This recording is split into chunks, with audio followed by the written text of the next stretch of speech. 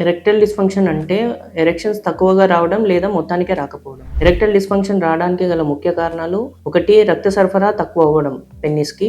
దానికి ముఖ్యమైనవి nitric oxide ఇంకా ఎండోథీలియం అనే బ్లడ్ వెజల్స్లో ఉండే ఫంక్షన్. వీటి ఫంక్షన్ ఇంప్రూవ్ అవ్వడానికి ఫ్రెష్ ఫ్రూట్స్, వెజిటబుల్స్, నట్స్ లాంటివి తినడం వల్ల నైట్రిక్ ఆక్సైడ్ ఇంకా ఎండోథీలియల్ ఫంక్షన్స్ పెరుగుతాయి. బీట్రూట్స్, బెర్రీస్ వీటన్నిటిలో నైట్రిక్ ఆక్సైడ్ అనేవి అధికంగా ఉంటూ ఉంటాయి. నెక్స్ట్ ఇంపార్టెంట్ ఫ్యాక్టర్ వచ్చేసి insulin resistance. Processed food, packaged foods, అధికంగా షుగర్స్ తీసుకోవడము, సెడెంటరీ లైఫ్ స్టైల్స్ వల్ల బీపీ, షుగర్, ఒబెసిటీ లాంటి సమస్యలు పెరుగుతూ ఉంటాయి. ఇవి డైరెక్ట్గా బ్లడ్ వెజల్స్ని డ్యామేజ్ చేస్తూ ఎరెక్టైల్ డిస్ఫంక్షన్కి దారితీస్తూ ఉంటాయి.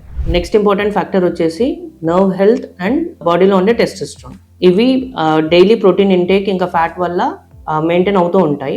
అడిక్వేట్ ప్రోటీన్ ఇంటేక్ అనగా at least 1 gram per KG per day తీసుకోవడం వల్ల నర్వ్ హెల్త్ అనేది బెటర్గా ఉంటుంది. Healthy fats, specially ఒమేగా-3 fatty acids తీసుకోవడం వల్ల టెస్టోస్టెరాన్ లెవెల్స్ పెరిగి ఎరెక్షన్స్ ఇంకా ఎజాక్యులేషన్స్ బెటర్గా అవుతూ ఉంటాయి.